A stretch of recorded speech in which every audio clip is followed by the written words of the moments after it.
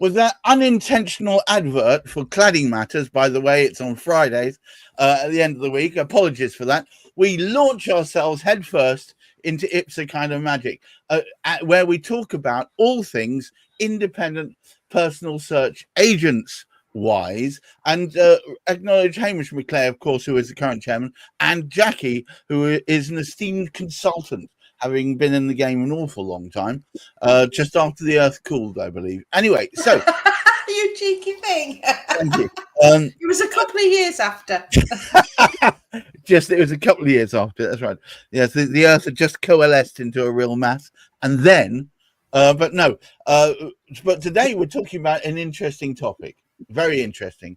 It turns out you need to buyer beware, because there are hidden gaps in the buyer's pack. Who knew? We thought it was the Oracle, but actually it turns out there are gaps in them.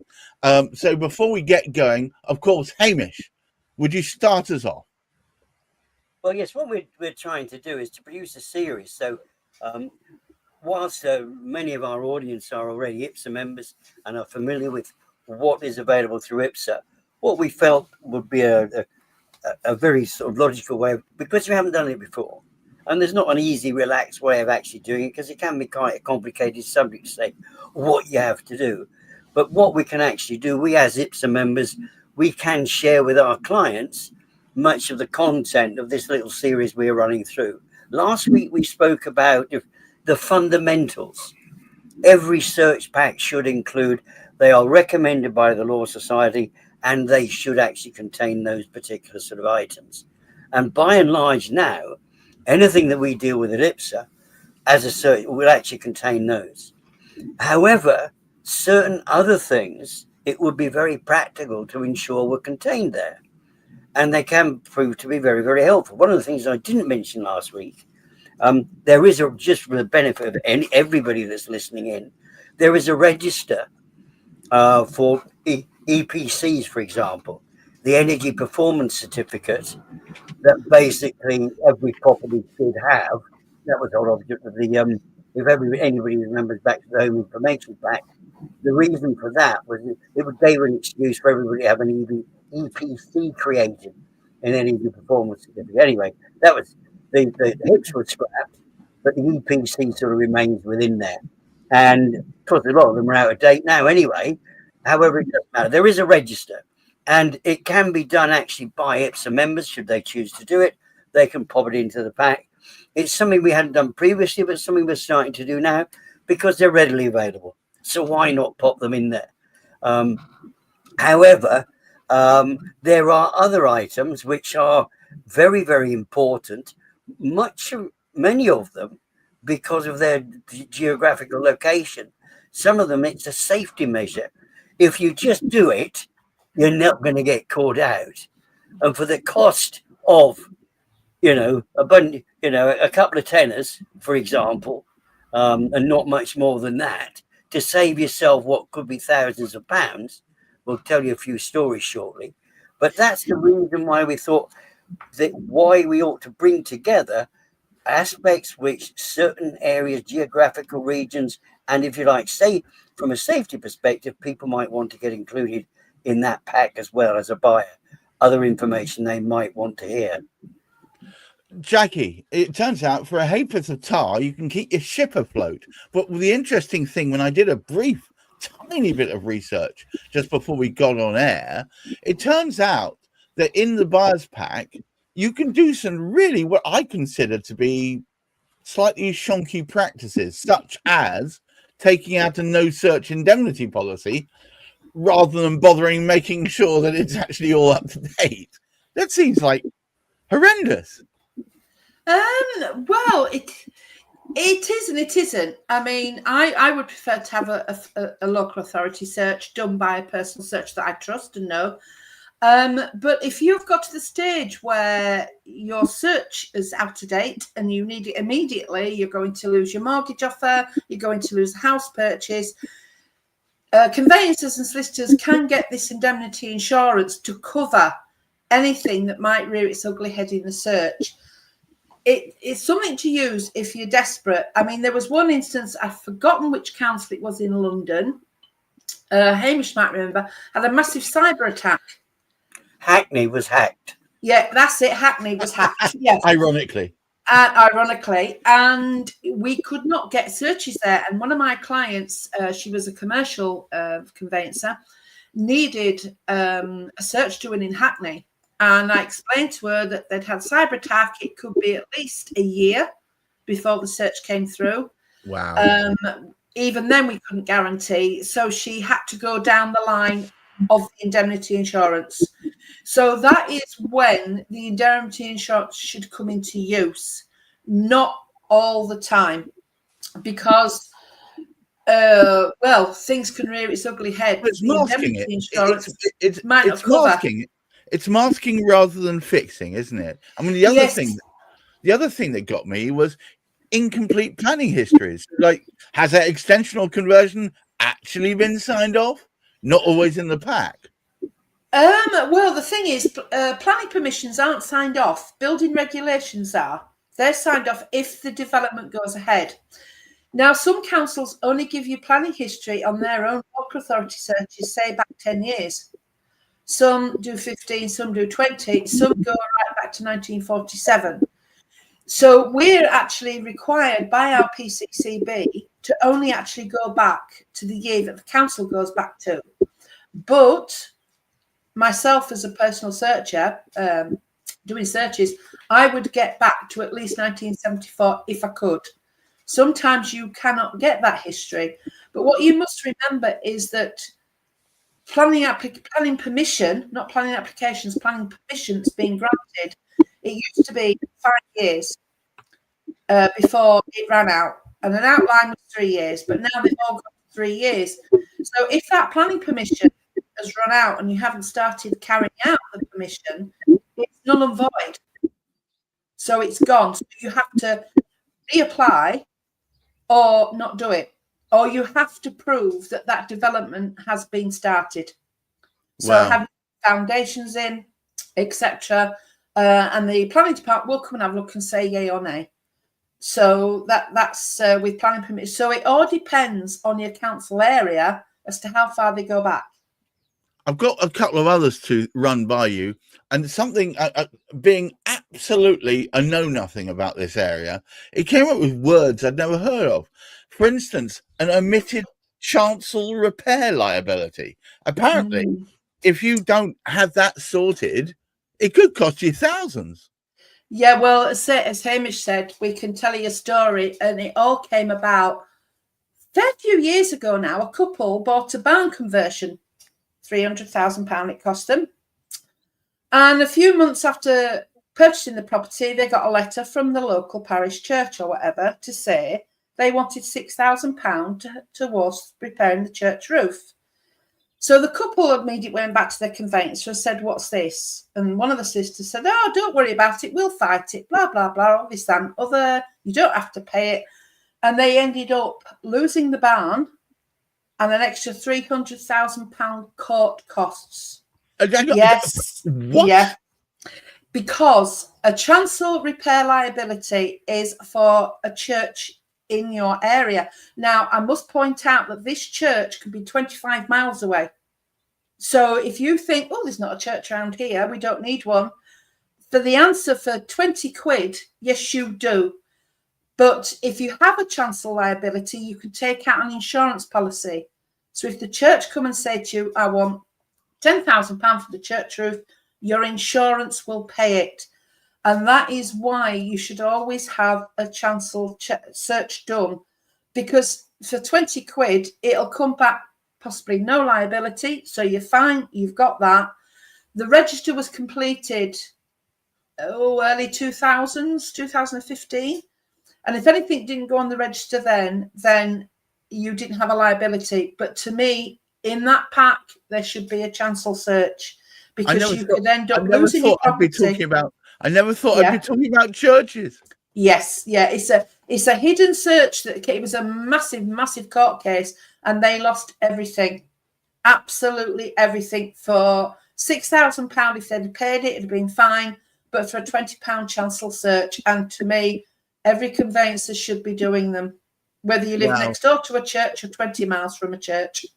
Hamish, I know you started a couple of years later than Jackie. A long time after.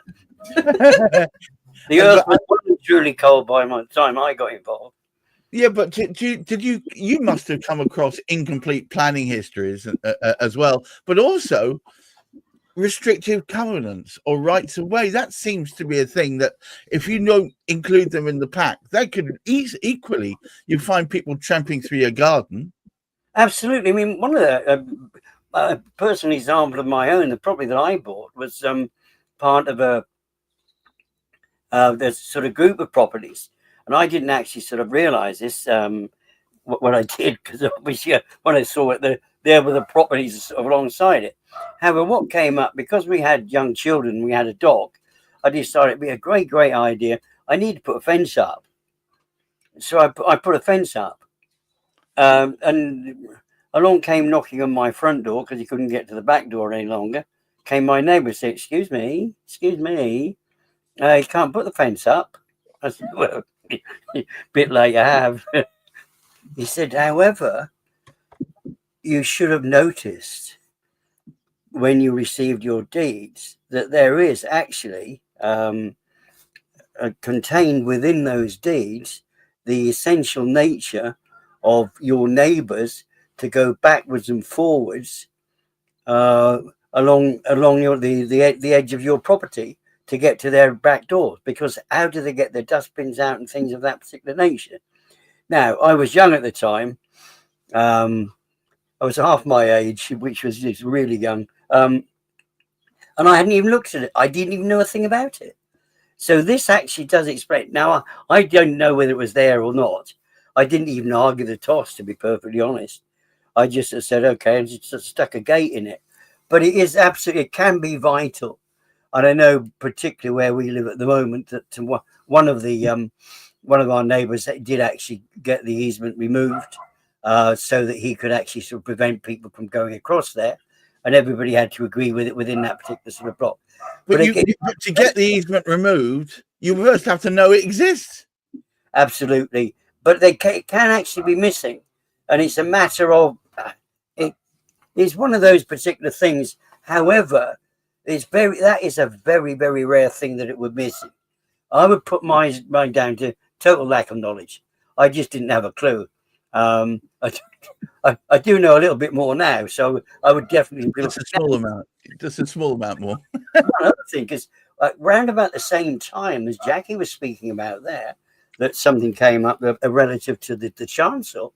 There was a very similar incident within Oxfordshire, because there's a tremendous number of village greens and registered commons in Oxfordshire. More so because there's an awful lot of countryside within Oxfordshire. And there are a number of places, number of properties, you cannot actually get to your property without going across somebody else's land. Now, from that particular perspective, it can be rather useful when you get into a rural area to actually get a common search, because you can actually buy into a registered commons and one that's near a village green, because we've spoken about this before. Village greens don't just extend to the road in the middle where the green is. They can extend beyond that village green. Mm-hmm. So if you live in a village which has a village green and you live close to it, get hold of that particular sort of one. So we've spoken about two that can actually cause an awful lot of inconvenience. There's one other one that seems to raise its ugly head, but I know that is close to your heart, which is missing environmental data. because I know that you've managed as part of IPSA to cozy up to some amazing organizations that can provide you with much better environmental data. But a lot of people don't realize that it's not necessarily going to be in the pack as it stands. I think what we've seen great advancement there, haven't we, Jackie? Yes. Compared to what we saw originally, and what is actually happening now from all the providers of these environmental searches is, in effect, you have to ask for it. For example, and I'm glad you brought that one up because it's an interesting subject. Because depending on who you ask for the environmental search from, it may or may not include coal mining. If you go to a one, it does actually have content about coal mining. It does also have content about planning within that district, within that area. And a planning would normally be included, but coal mining may not be. It also with regards to potential subsidence, that sort of thing. There are aspects relative to that as well. It would normally actually contain that now, whereas previously it wasn't something which was contained within the pack. But what we are actually finding, sometimes you cannot order a basic environmental report and it won't contain as much information. Again, this is something very, very practical. Get your solicitor, if you're buying that report, get your solicitor buy one of these extended reports. Don't just buy that very, very basic one. For that extra money, like Jackie was speaking about earlier, a couple of handfuls, if it costs you an extra £20 for it, yet it gives you all this information. It tells you, hey, look, there's a potential subsidence here. I mean, it's fairly obvious if you're near a cliff and a couple of properties have lost their back gardens and things like that, you really need to look very closely into that. So do you have Jackie? Do you have any stories that with people not checking out the environmentals properly? Not really, no. But I mean, West Yorkshire, obviously, Yorkshire is a big coal mining area. Right. Funny enough, we have patches that aren't. I don't live in a coal mining area. I need a certificate. But you go 4 miles on the other side of Huddersfield, and we're going into Wakefield. There's the coal mining museum there. So, in this area, I'll advise either one to get a certificate that says that you're not in a coal mining area, or get the full mining search. There is also across the other side of the dark side, as we call it, Cheshire, the brine searches. So you need in that area have a brine search. In Devon and Cornwall, certain areas need a tin mining search. There's clay mining searches. There's all sorts you can do. Radon, that's another one. And because we've got a lot of property in Yorkshire that are built into the hills and they have cellars, your radon search can be a good one to have. A lot of people don't know about radon. There is certain areas that are very high in radon and others aren't. So there's all these little environmental searches that people are getting more aware of. But because we've been in the business, Hamish is still in the business, we know, because if I'd done a search in Devon and Cornwall, I would speak to one of the IPSA members who does that area, and I would say to him, say it was Exeter in Devon, does this need a tin mining search? The answer to that is no. But if you're going out into the countryside of Devon and Cornwall, where a majority of the tin minings are, yes, you do.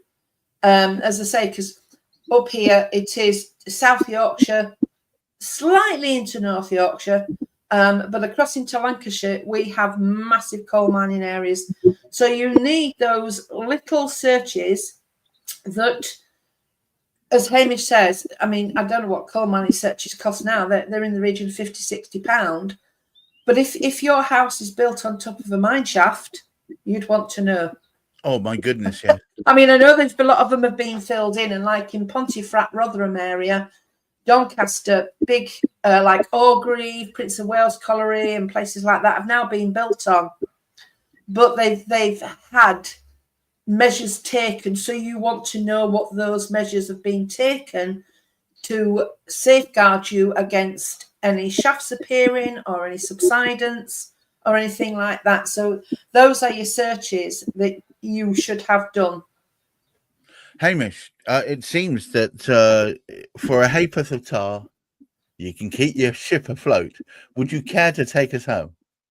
Well, I think what we wanted to do and what we wanted to expand upon is the fact that there are a large number of regular searches that are being ordered on every time that a search is progressed. It will automatically be requested.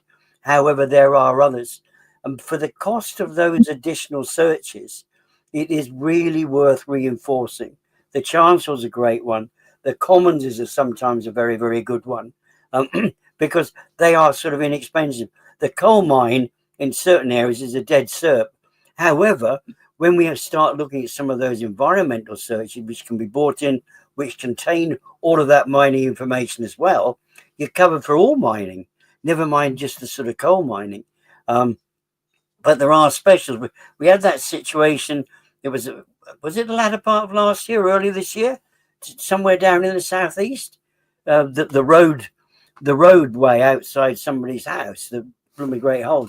Oh yes, you had the sinkhole suddenly appear. Yeah, yes. I can't remember what the result was, but it was as a consequence of something. I remember speaking to one of our colleagues who joins the team because it was not terribly far away from where Wendy lived, Wendy Gibson, First Time Buyers Club. She was actually sort of saying that you need to be aware of such things, and only local people will be aware of that particular sort of type of idea.